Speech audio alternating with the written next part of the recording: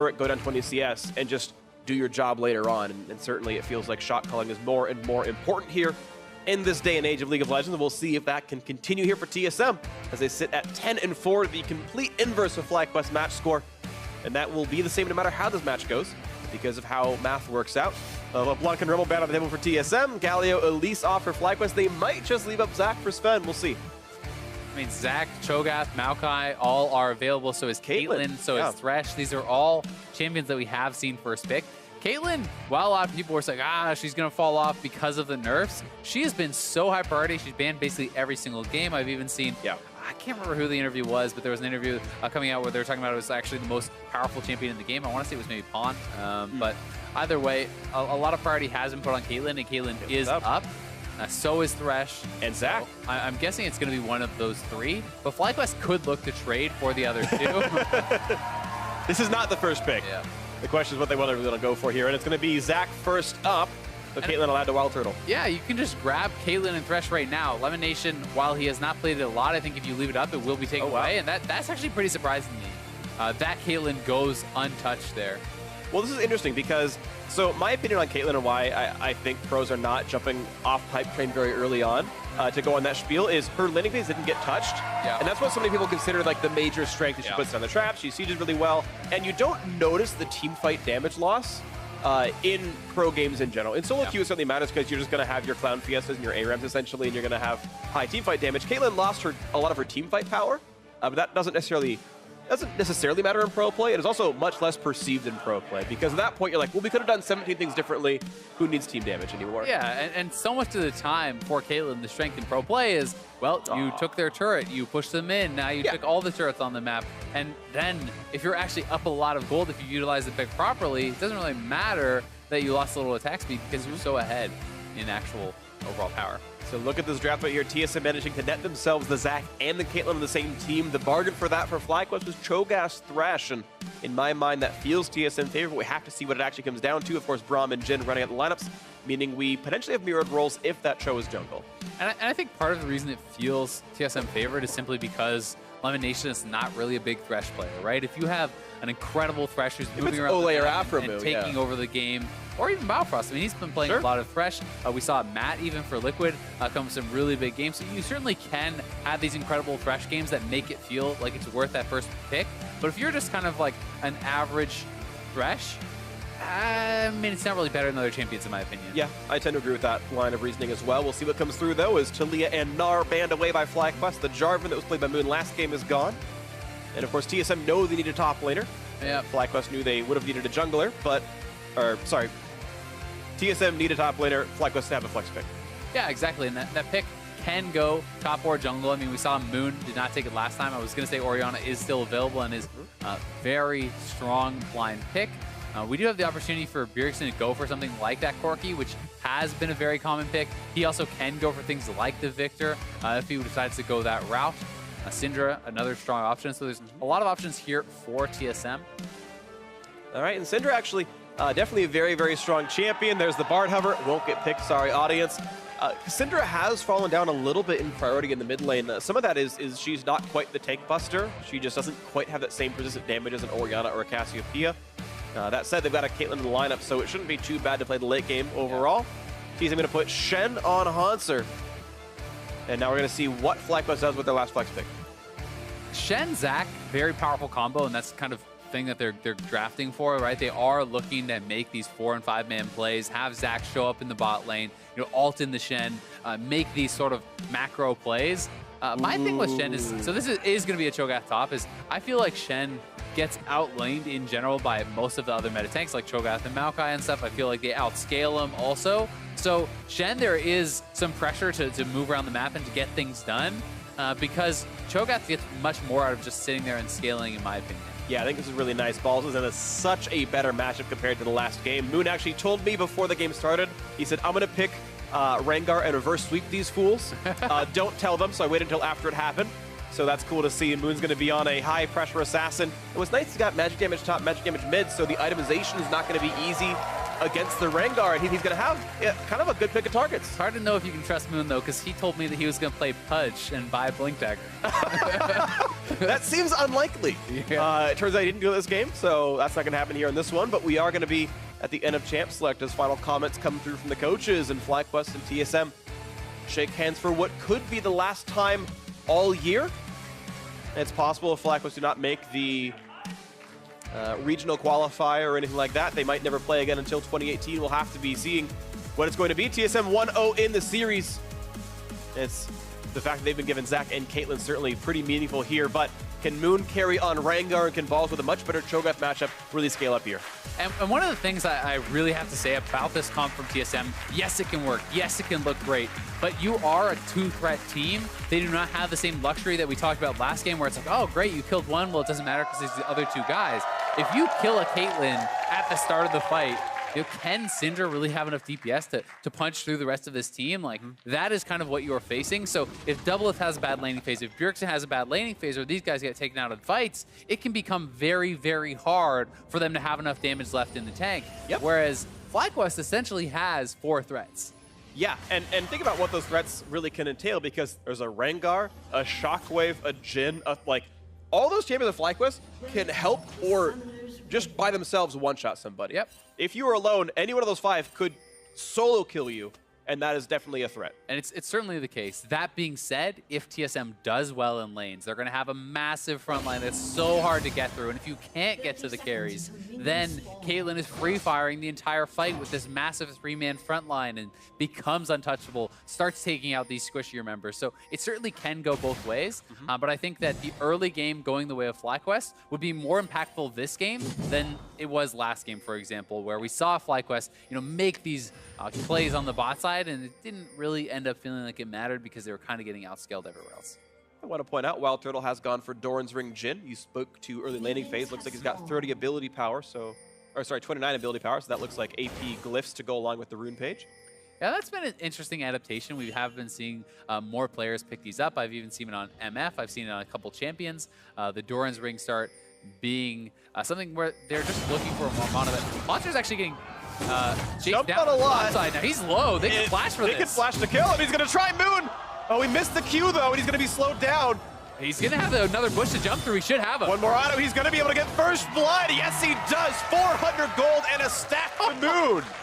I mean, you talk about a good start. How about that? Hotzer had the Q level. That is why you do not level a skill when you're invading like that. If he has the taunt, he actually gets out scot-free. Instead, he early leveled his ability, walks in, gets caught, loses his flash and his life, and now this is a Rengar. Off to the races. Yeah.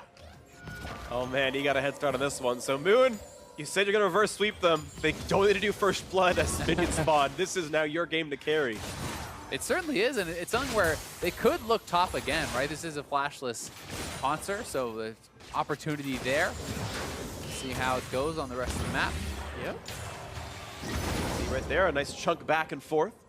One thing I want to touch on very briefly with the Doran's Ring, just as far as the numbers, it makes the Q go from doing 70 to 88 damage.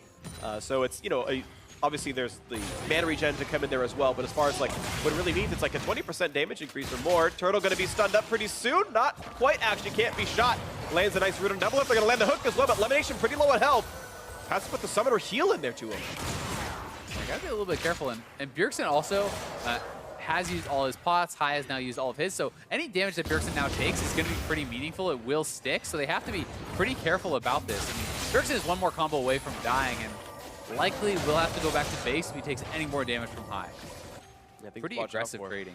Yeah, absolutely the case. Of course, he knows the Rengar is flashless, but Zach has one, so Svenskeren arguably is a stronger ganker right now. Of course, this champion has hard crowd control, and there's generally minions to stretching strike when you go for it, so we'll see what comes through. Sven going to try to give his top lane some safety, make sure that his Shen's going to be untouched as he is pushing the lane in right now.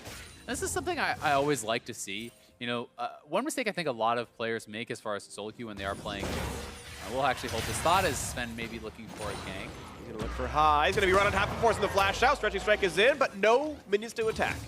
Either way, gets the flash, easy pathing there.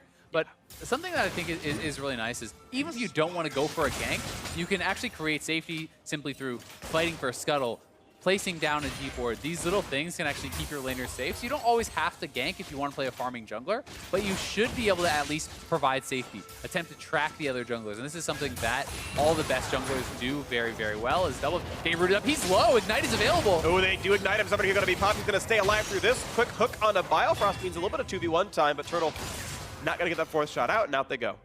Still going to be able to get lane advantage off that. Doublelift should go back to base. His heal is down, and Moon sneaking up here behind Hansor, who is flashless. I think this is a play you can go for. Seems likely. Ball's going to land the first, slow the second. Going to look for the rupture. Not going to land that just yet. Here comes the dodge, though, but now he's got nowhere to go. Taunt looks for the solo kill. Not going to get it. Moon able to get the second kill in the same champion. Really close. Hansor almost able to get the kill, but they do take him down again, and nicely done. Balls does not even have to blow his flash. So advantages on both sides of the map there for FlyQuest. That's Biofrost here trying to hold the lane up. He's got to wait about 15 seconds until double can show, but yeah, the threat of Lemonation fighting him was too much, and he had to let go of the freeze. Yeah, and that's smart for Lemon. The support in those cases should be the one to stop the base, allow your AD carry to go back and get his buy, and then you stay around, and the minions plus your own damage will force the support to actually break that freeze. Yep. And that can end up being pretty big. Round two, Sven's going to land a stretching strike. A little bit of damage there. Lantern's nearby, though. Stun's going to buy a bit more time, but still no kill to be had. Still highs at half. Yeah, it's a good trade. Put a little pressure on. And the thing is, Svenskeren is doing this with his clearing, right? He just cleared the full bot side of the jungle, walked past mid, put on a little bit of pressure, right back to clearing. So his ganks have been very efficient. He has not really had to wait around for them. And he's farming quite well. We know Zach is a very strong scaling champion. So despite the fact that Moon has a couple kills, Sven has at least been able to put on pressure and help to alleviate some of that. That's the case. So we'll see what comes in next on this one is gold difference right now, 900 the lead for FlyQuest. Moon, of course, still only on one stack, as both his kills were on the same champion. The bonus attack him from the passive, not gigantic just yet. And the actual lane itself, it's interesting, in the top side is still 34 to 34, so Hansor, arguably a bad matchup. Yes, he has 2 deaths, but has farmed pretty eloquently against Balls, who is going for an interesting build himself. I think Balls is rushing for a Abyssal Mask. Yeah, to help Fly do more damage. And I actually think that it's a super smart build against this team because people think of Shen as a physical damage dealer. Most of his damage, most of his actual burst, like with his Q, is magic damage from the pass-through. So you have magic damage coming from there. If Svenskeren ganks you, that's magic damage. If Bjergsen roams up, that's magic damage. So not only is he actually itemizing very efficiently against that, he's boosting his own damage and that of High. Yeah. Plus having Catalyst in lane is extremely powerful. Have that sustain to be able to kind of push out and actually trade very well. So I think it's a smart build from Balls. And while, yeah, Hansor is farming well, and I think Shen certainly can do that, as you get more and more stacks of the Feast, you're gaining percentage damage on your E. And the Vorpal spikes really do start to get tougher and tougher to deal with. So it's more about the scaling than it is about getting slammed in the early lane. And I think Balls has fared well because of the jungle pressure, and they're back up here once again. Oh, hello, Hansor. Oh, he's in, but there's no one around. He's got flash, though. Oh, he's not going to land the root, but does force the flash out. Even just the threat of Rengar was enough, clearly. Yeah, I mean, Moon actually popped his ult and didn't even use a jump there. Is Wild Turtle going to get jumped on? Yep, going to have a lantern. Oh, he's oh, that trap was sick, and he can't get to the lantern. There's no way out. Doublelift gets the kill, and it was all beautiful from Biofrost. The pink ward from Biofrost gets dropped on the lantern, so he cannot click it. You saw it actually took some damage there from Wild Turtle shots, and Lemon needed to be faster on the lantern, needed to go for the lantern before that hook and get him out of there. He does not, and a beautiful combo means they kill him, and now Svenskeren can look for the dive. He's gonna try, jumps forward, finds himself elimination. Here's the Let's Bounce, buys a bit more time, and suddenly Bjergsen's here, and Lemon's not even gonna bother trying to flash for it. Down he goes, Bjergsen gets the kill, a nice roam, and TSM leads in the bot lane. And now they can get some pressure onto this turret. I mean, this is a red buff on Sven, so he's gonna add some pretty nice damage, but here's the play once more. Lemon just needed to lantern him out right away. Right then. And unfortunately, he waits a little bit too long. The trap, and look at the pink ward, gets set down right on the lantern. Biofrost is stepping on it. You just can't click it. There's no way to really be able to do that. So using that ward, very, very smart from Biofrost. And yeah, first turret. TSM getting the 1,000 gold for that one. It's partially unlucky. Lemonation was during his half-second long death sentence caps animation initially, and so he's actually unable to lantern for, you know, that next little bit of time. But certainly you're right. I mean, you wish lantern were earlier. Bit of a fight in the mid lane, Bjergsen trading with High getting the better of it. I mean, I think it's simply one of the cases where as soon as you actually see him get tagged by the Braum Q, you need to drop your lantern. Then you can look for the hook after, once there has been some distance created. But that's one of those cases where, hey, maybe a more experienced fresh player makes a different play, and maybe that looks completely differently, right? You know, if the Lantern is actually dropped before the hook, that's a nothing play. He just gets right back out, maybe takes the time to do damage, but that doesn't actually end up mattering. Instead, that little difference in play means a kill, means first turret gets taken then, and means a CS disadvantage, which is very impactful in the larger scale of things. Absolutely agree with you. It's a big deal here on this one. FlyQuest, of course, were able to answer the top lane turret. Sadly, of course, it was the second one to go down, as we mentioned, the bot lane double kill coming through. This means the gold is equal, all things said and done. And we'll see what can come next out of this one. You know, Balls and Moon kind of, it's in their court to carry, essentially. And see if that can come through. I think Shogoth certainly can be a big threat. But Double F, obviously, off to the races himself, is a very big girl on Caitlyn. Yeah, and that's the tough part, right? Because we talked about the two-threat team, but both of them are now doing well. You know, FlyQuest bot lane had actually been laning favorably. You know, pushed Double Lift back, made him have a worse first buy, all these things. But when you give the first turret gold over to him, when he gets that kill off the play, he's actually in a really good spot. Plus, Bjergsen got a kill off of Rome. Those are the two key members for TSM.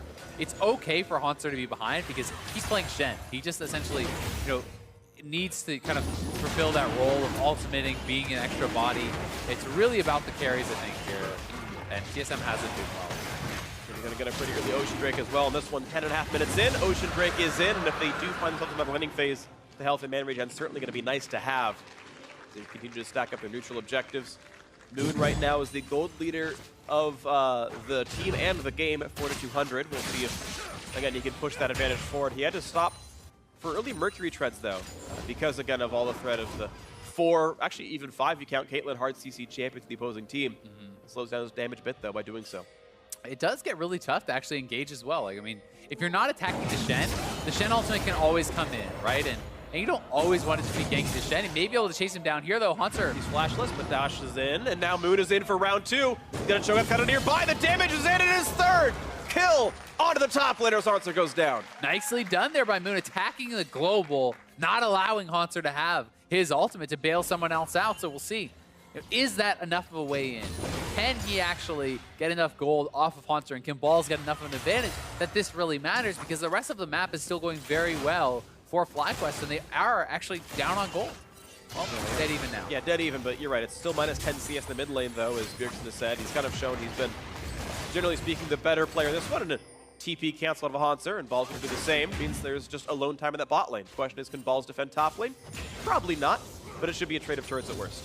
And I mean, if it's just the two members and you know for sure it is, then I think you can defend it pretty aggressively. But the fact that Sven's hair could be up there and actually was means he has to back off, because then a dive is so easy to pull off. And Bjergsen had freedom too. You can see High's under turret, and Bjergsen actually cheated to that top jungle. He's taking Raptors away right now, so certainly understandable there. FlyQuest faster on the play, though. They actually do take down this turret, so we'll see if they can actually look to pressure 2. The trait for TSM in that case would be the Rift Herald.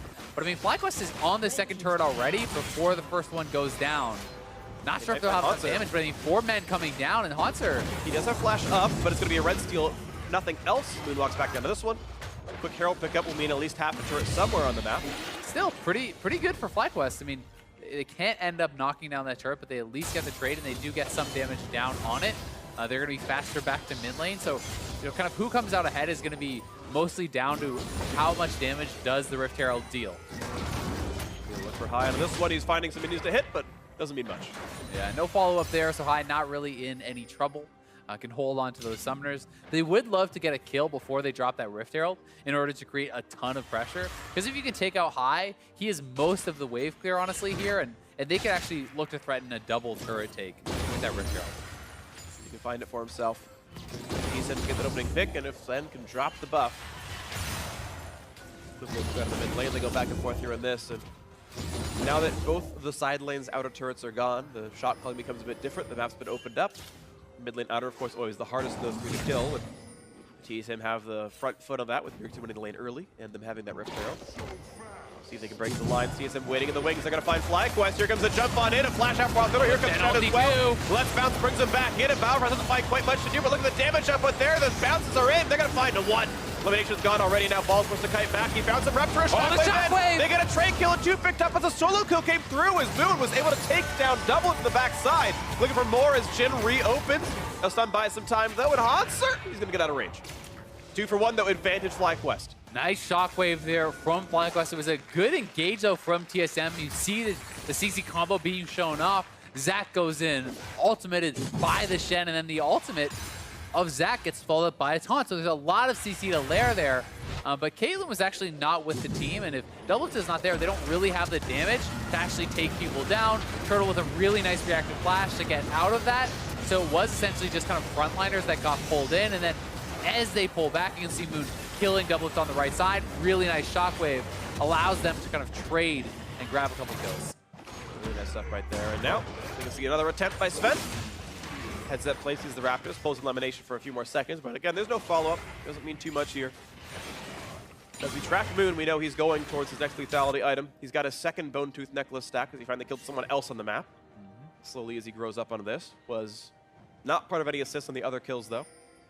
Yeah, it's really those later stacks that mean so much. I mean, yeah, your first kill gives you 1% bonus AD. Your second gives you 2%. Your third is 4. Then it's 6. Then it's 7. Like, it's... Yeah.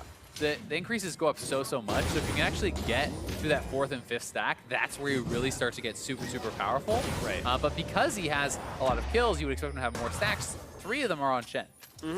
Yeah, and then of course those don't repeat right there. And to clarify what you were saying, that's the additive percentage damage over the previous stack. So, you know, 1 to 3 to 7 is +2, +3, etc. So, either way, yes. Again, it means more as time goes on. TSM wanted to siege top lane. They got the Rift Herald. It's going to be a gigantic chunk as well. And now the wave crew is going to be tested here by FlyQuest as Doublelift is getting a lot of free time. Oh, nice play. By his timeout from Sven. Still going to pull elimination for a few more seconds. But yes, top lane tier 2 will fall. Well played to the Rift Herald summon. And I mean, unless Orianna is there, they really don't have the wave clear to actually aggressively contest those sorts of pushes. So they do cash in on the Rift Herald. They get a turret. More gold taken off the map here for TSM. And they are up 1 turret, so we'll see. I mean, we're kind of waiting really to find out how much can Moon get done, because that's where a lot of the gold is actually concentrated for FlyQuest. He's the guy with the most gold on the team. He has the biggest advantage over his opponent. And he does have some early lethality, probably working toward that Duskblade. And then he really needs to keep snowballing, because if he can't, it's going to be tough for FlyQuest. They're going to find themselves Shen once again. Hanser does have Flash, TP, and the ultimate up, but he is alone right now. I mean, the question is this even worth it? You're sending 4 members. TSM is just going for the mid lane turret, right?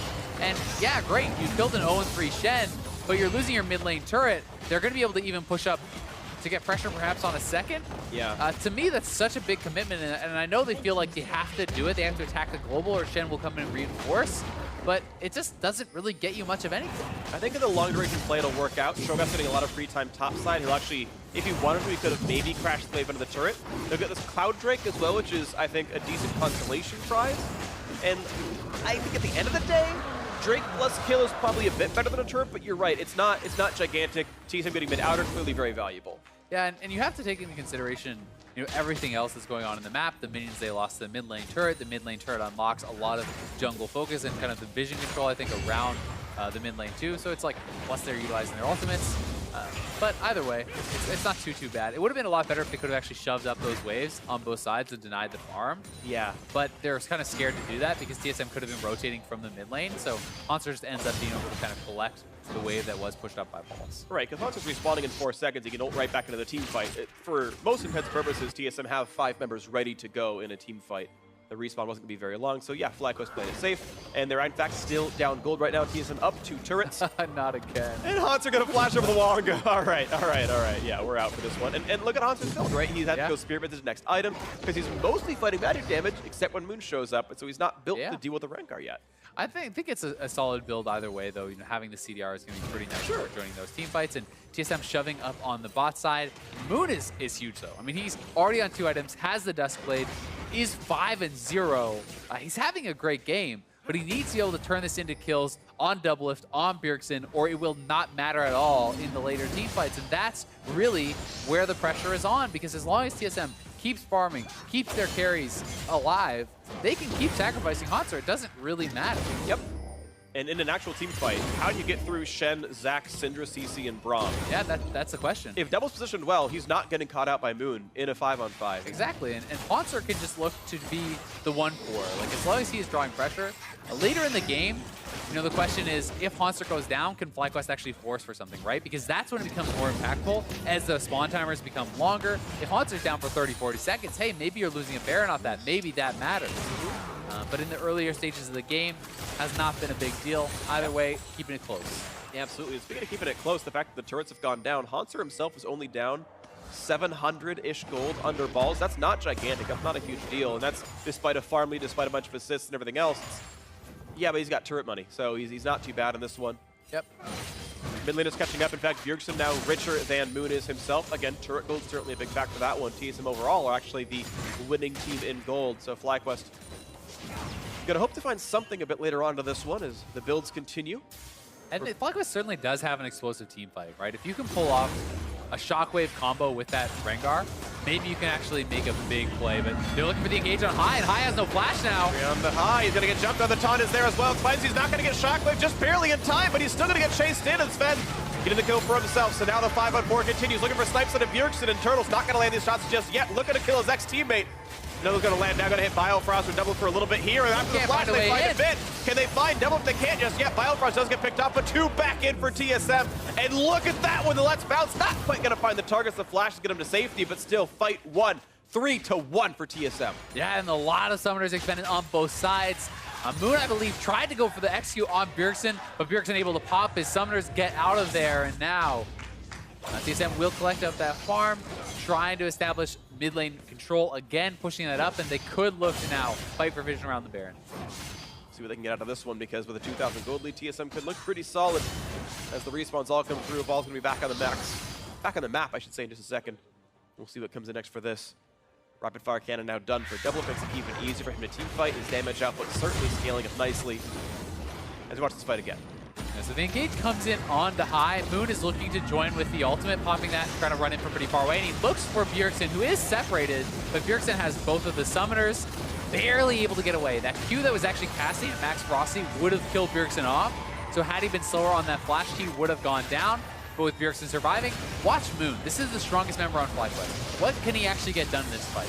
He's not really able to find a way in. I mean, the front line is dead by the time he actually gets to the bush. Then it's just full retreat. And when all your gold is on a champion who has trouble actually entering and participating in the fights, that spells trouble for you in the team fights. And totally agree on that one. Bjergsen able to get damage out in the end of it all. And 2,000 gold lead puts TSM in a solid position here. Mountain Drake spawning 1.5. Baron obviously available for the taking if they can control it. As items continue to come in now, Haunter getting himself some armor.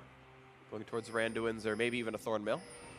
Another thing you always have to remember on a team that has a lot of tanks like TSM, the cost of starting up the Baron is relatively low because you have people who can actually tank it up very, very easily. So as you get a couple more minutes into the game, as the armor starts to be picked up, you know, on Svenskeren and on this Shen, they can threaten the Baron pretty easily if they want to try to bait FlyQuest in, but we'll see if they elect to go for a play like that.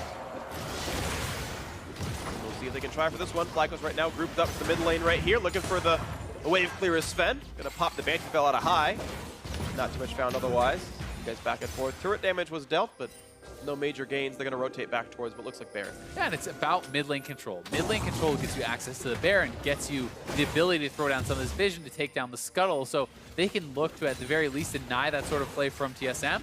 But now TSM responds to shoving up mid, and FlyQuest will have to return and try to fight over this. The untold story now, though, is no one is answering Haunter just yet. Balls has no TP, Haunter has his ultimate, so he can join a fight.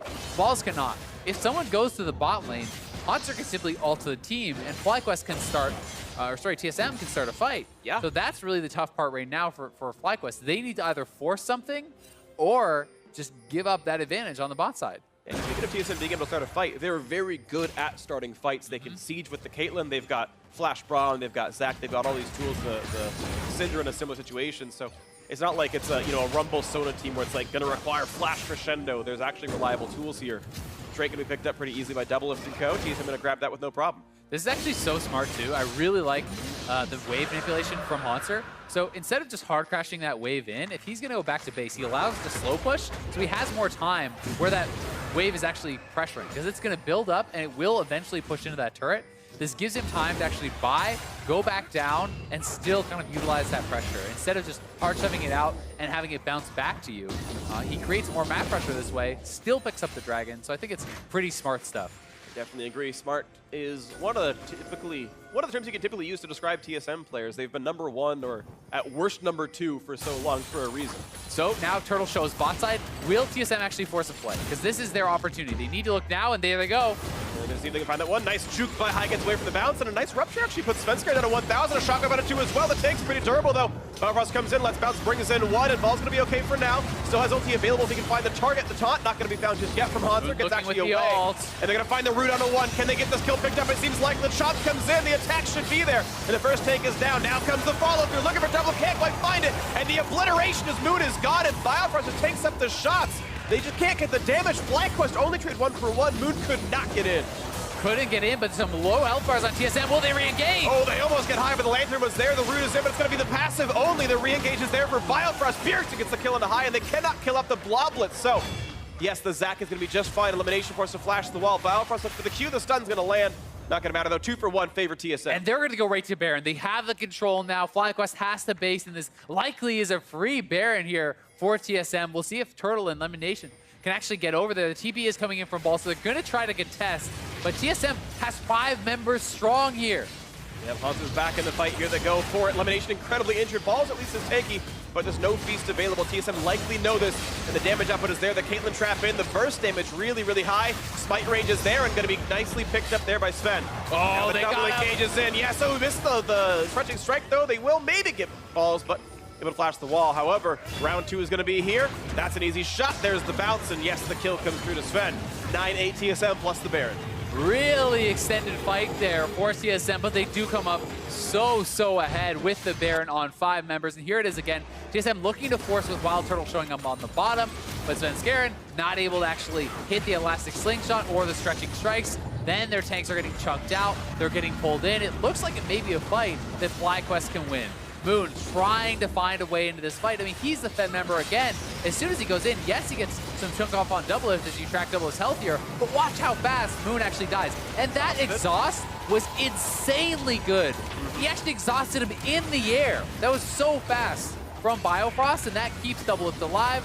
It means they can trade back the damage, and as High gets caught here by a really nice elastic slingshot from Svenskar, and that's most of their consistent damage kind of taken out of the fight. He was actually just barely able to actually land stretching strikes in as he was getting blobbed back. You kind of saw the pullback towards High, so that was pretty nice. And you see, yeah, there was still some burst damage coming out of this this Rengar, but look at that 4,200 damage out of Bjergsen. Certainly great stuff from him. I'm actually so impressed by that exhaust. That was actually pretty insane. Yeah. I mean, yes, you can see the Rengar when he gets super close to you, but he didn't even land the initial crit auto out of his leap. Yeah. Before he was exhausted. He was exhausted in air, and double lift got pretty low, so that could have been like a complete 100 to 0 if his reactions were even a fraction of a second slower. I completely agree, and keep in mind that part of the reason Moon died was a 400 damage. Oh, nice shot on both carries. Stuck by Vim, but look at the backline access. Sven wants in. He's going to find the choke of the Let's Bounce. Here comes Shen in there as well, and wow, Ball just cannot live through this one. Going to get chopped down and put some damage towards Sven. Not going to mean too much, so the siege is going to continue. 5v4. TSM going to keep this one going. It was a great shockwave there from High, but Balls didn't have his flash. He couldn't actually get back to those carries to finish them off with the feast, so no follow-up damage means the siege continues for TSM, and they can get a lot done here. Follow-through, they're going to knock him down. High is gone. He's flatlined. The kill picked up easily, and it's time for the turrets to fall right afterwards. It could be time for the Nexus to fall. I mean, that's 40 seconds on High. They have Baron minions here. TSM could look to continue pushing. We'll see if they want to go for multiple inhibs, or if they just want to try to end the game. Let's see if they try for it. The inhibitor is down. Hansen pushes the wave down in the mid lane, and they're looking at these a little bit. They've got a wave on the top side. They've got the wave right here for the Nexus, and they're going for multiple inhib. They're not going to close it out. Yep. Going for the safer approach. High back up at 20 seconds. They're going for the safe top turret kill. I mean, this is pretty much guaranteed, so it's hard to blame them for taking this double inhibitor play. They could even look to continue pushing after that, but I mean, they're going to have so much gold in their pockets at this point that you can base, you can spend that up, and may as well take the guaranteed play. Yep, between 1 and 2,000 per player guaranteed means you've got, a 7,000 and 8,000 gold recall to put in. That's certainly worth it. And that's really what the gold advantage is. I mean, they're AK up. They have about AK in the pockets. Great shockwave combo from High. Hits both the carries. Ball does follow up with the rupture, but I mean, he doesn't have his flash to actually get on top of Bjergsen and land that piece. So Ball's unable to really do anything after that. Gets fully CC chained down, and FlyQuest, without the follow-up damage, there's nothing there. I mean, Moon couldn't get to the backline. He wasn't there in position either, so it's all starting to kind of fall apart. It really is right now. TSM looking to close this one out with their 8,000 gold lead. Baron has timed out, but I think the damage has been done. Nice chunk and a high. Does about 700 damage. The wave continues. Hauntzer back with the team, and you can see TSM. All they have to do is just stay grouped now. Hauntzer is actually going to join the team. Certainly TP and his ult are both down. That's part of the reason, but... Yep, and both side lanes are going to push in because you have super minions spawning. You simply wait for those to provide the pressure. It's FlyQuest that has to engage, and they have to engage now. High is actually getting chunked down very low. Gonna hurt, double shields in. All right, it's gonna be okay, but mid lane tier 2 gonna fall. Look at Moon though, look where Moon is. He's coming now with the ultimate, very likely. This is probably their last chance. He needs to delete a carry, if not two. High's got to heal back up in the fountain. He's got home guard boost. He's going to come back in now. Maybe too late. The turret's already gone. Now they don't have even defender's advantage, and the inhibitor is going to be going. They need to look for it right now. They've got to try, but of course Double has a trap line behind him. Hook in. Here he goes. Here comes the attempt. Can Moon find the target? They know he's behind. They know he's to the left-hand side here. This one, Biopress is the marker, so no crit for Doublelift. Once again, they know he's up and to the left now on this one, and out they go. No kill to be had. Can't find the play, and I mean, super minions are already on the inhibitor. This just means TSM's going to close right in, and that's 3 inhibs, which essentially means the game is they still have their tier 2 turrets. They can just continue this push. More super minions going to be crashing in. Nexus turret's already very low, and Sven's looking for the fight. Goes in right now, finds in 2. They're going to find some stuns. They're going to get the damage over if they can. Shockwave not going to be had just yet. Looking for it now in the backline, but no kills coming through. Double gets 1 on the balls already. The front pushing forward as well. Orianna going to drop Turtles on as well. There's no carries left. Elimination going to drop. 3 kills in for Double. Looking for a 4th as the Bjergs are getting the last one of this fight. That is the ace, and TSM going to make it 2-0. Going to improve to 11 match wins on their quest for a playoff bye. Really clean series here from TSM. That's what you're looking for down the stretch as a team that is competing for those playoff buys. Very good play across the board. FlyQuest, another strong early game, but they couldn't actually transition it into anything because the key members of TSM, Bjergsen and Doublelift on these carries, were never put behind. All this attention on Hauntzer, what did it result in? I mean, Balls really got no significant advantage. Moon is not able to actually find the assassinations in the team fights, thanks in part to some great play from Biofrost, who was extremely quick with the locket and with the exhaust, but I mean, you have to be able to convert on those early game leads, and they had a hard comp to do it with. Totally agree. 4x honor Hauntzer for tilt proof. Went 0-4-1. Managed to still ultimate team fights and play the proper frontline role. But you're right. Once you got in the team fight phase, TSM stayed grouped up, and there was nothing to be had there for the rest of the squad. Nice attempt out of Moon to try to get the game in his own hands. He certainly did get himself a lead, but just was not quite able to convert. And maybe Bjergsen is going to be happy with how well he shot called this game and not letting FlyQuest get those sort of arbitrary gold leads. Yeah, certainly so. And I mean, Moon played a good game, right? He but did. At the end of the day, when you start 5-0 and you're on this Rengar and you're playing against this team that has so much CC, so much way to deny your assassination, it's very difficult to find a way into the fight. And he actually did about the same damage as Shen. I mean, a little bit more, right? But it's like, you're the super strong carry, you're the 5-0 guy, and you're putting out about the same amount of pressure as the 0-4 Shen because of the composition, because of the way the TSM played. They never spread out, they never allowed access to their carries. Yeah, and maybe that's, FlyQuest should have played the game a little bit differently. If they knew they're going to come in to play some Rengar, maybe they needed a more dedicated split pusher that, you know, if the Shen is 0-4, what happens when that's a Camille and not a Cho'Gath, right? Does that make the game very, very different? And suddenly, that is a point of leverage. But because there's no dedicated split pusher, unless you're really going to have Moon do that by himself, you have to team fight to close it out, and 4 tanks protect Doublelift pretty well. Yeah, and I mean, I also think your point about top lane is a pretty big one, and it doesn't even have to be Camille to me, but it has to be someone who can consistently dive with the Rengar, right? Even if that's a J4 in the top lane. Like, we saw, even through Exhaust, how low he got Doublelift. Imagine if a Jarvan, who's doing pretty well with a Black Cleaver, and a Titanic Hydra actually goes back there too, then that carry dies instantly. Maybe you can make something happen off of that, but Cho'Gath cannot follow up unless Cho'Gath has Flash. So, like, that is part of the problem. They draft this champion, which, yes, sometimes you can delete the backline, but most of the time you're stuck hitting frontline, which is why he has percentage damage on the Vorkal spikes and does true damage with his ultimate, but, like, they're not a frontline killing team. Yeah. Jhin does not really kill frontline well. Rengar does not kill frontline well. So you need a dive buddy, someone who can go back with Moon to make the team fights work. Otherwise, your Rengar ends up doing nothing. Yeah, that's what it ended up being there. Unfortunate for them, but still a great win for TSM, 2-0. So now for more on that win, let's check in with Pacey Chime and the TSM jungler. Thank you very much. I'm here with Sven Skaren after a very clean-looking 2-0 there as TSM take down FlyQuest. I have to ask you, as far as kind of jungle matchup goes here, Moon, very aggressive play, especially playing champions like Rengar in that second game. What do you think of Moon's style, and how do you think your style matches up against him? Yeah, it's definitely pretty fun going up against Moon because he always goes for like aggressive level 2 ganks, or he always looks to just snowball his team. So you have to be like on your toes playing against him because yeah, he's just very aggressive. So it's pretty fun, yeah. My matchup against him, not sure. I guess I just play with my team, so my team can just carry. And if he doesn't get too snowballed, then sure we just win by scaling. Seemed to make sense, and the metagame has certainly shifted back towards those tanks. You did play Maokai and Zac in back-to-back games here in this series. Do you like the tank meta shift? Obviously, you are known for your more aggressive, high-tempo junglers, but being flexible is important. And do you like playing these tanks? Do you prefer the other champions, or are you just happy to play what's good? Yeah, I honestly don't really care as long as we win and my team is doing well. So I don't really care what the meta is as long as yeah, my team can do well. If you don't mind me asking, what do you think actually the strongest jungler is? Because I think the opinions are pretty divisive on, should you still be playing high tempo or should you be playing these tanks? In your opinion, kind of what's the top 2 junglers at the moment?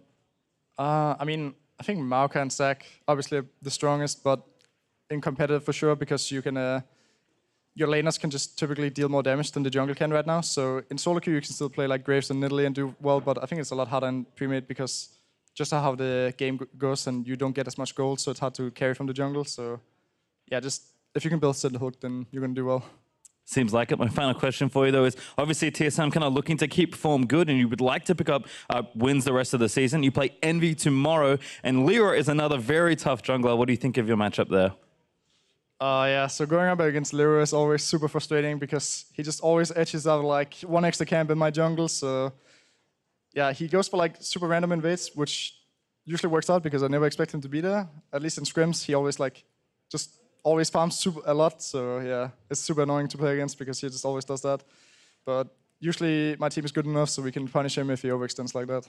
Well, thank you very much. Best of luck tomorrow and congratulations on the day. We are going to throw it back to the Castades though to wrap up the series.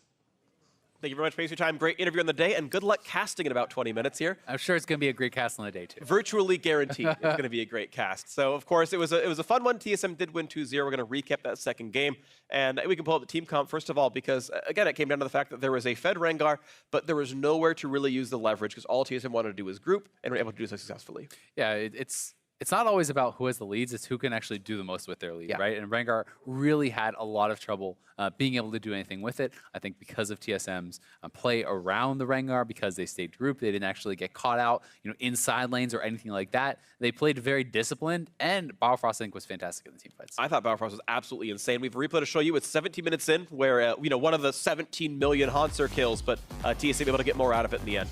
And this is just one of those plays where they were putting a ton of focus on Hanser.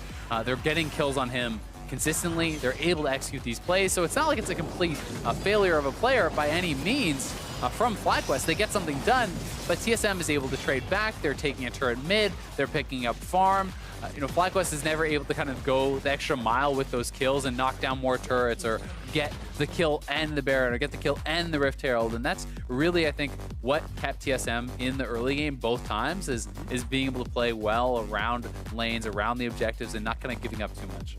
Yeah, I thought very good play out of TSM overall, and they are still looking very solid heading into the postseason. With this loss, FlyQuest are eliminated from any potential playoff positions. It also means that now only Echo Fox has a chance of making it into that top 6. And if they ever lose, then Envy and Dignitas and Cloud9 are all safe no matter what. So there's only one possible team that could ever upset the top 6 in playoff standings. And even that would require, again, a 4-0 and 0-4. Just to keep that picture up to date. I think it's very rare we've had this cut and dry standings relatively early in the split. Definitely, but I mean, they are still fighting to avoid relegation, trying to get 7th, 8th. Those spots are actually very important to just not go into the promo relegation tournament, which is extremely stressful. Of course. And does have quite a bit on the line. Yeah, and they're, of course, facing Phoenix One and Echo Fox and all those guys for it. I want to give shout-outs to player of the game who we gave it to, Biofrost, on the Braum. I thought he made a lot of really insane plays. The kill on the bot lane with the ward over the lantern to get the kill on Wild Turtle. I mean, so many good things out of him. timely exhausts against the Rengar as well. I mean, just all around great. I think another thing that was we didn't really get much of a chance to point out in the actual game itself was how well he was using Locket, right? He was actually timing his Locket on high shockwaves very, very frequently, and that's something that's not always super obvious to see in the fight, but that can completely shut down any chance they have, because if Hai's the only one who can put backline damage in to hope that Moon can then execute someone, well, you deny that with Locket, you deny any chance of the team fight win. And it's really cool because Shockwave is like a slow enough spell that if you're watching, you can do it on reaction always, right? If you're watching, really good. If you're watching, you can flash it. If you're watching, you can press Locket, but you've got to be watching and be very good at League of Legends. And Locket's shield decays over time. So like the better your timing is, the better it is. He gets the full value out of it. Great stuff out of Battlefrost. Truly props to him. He's a great support player. B tier, maybe higher. Who knows? We've got more action coming your way though, so stay tuned. Up next, Team Dignitas hit the Rift when they have to take down Immortals. Don't go anywhere. Pacer Top's going to be there for you.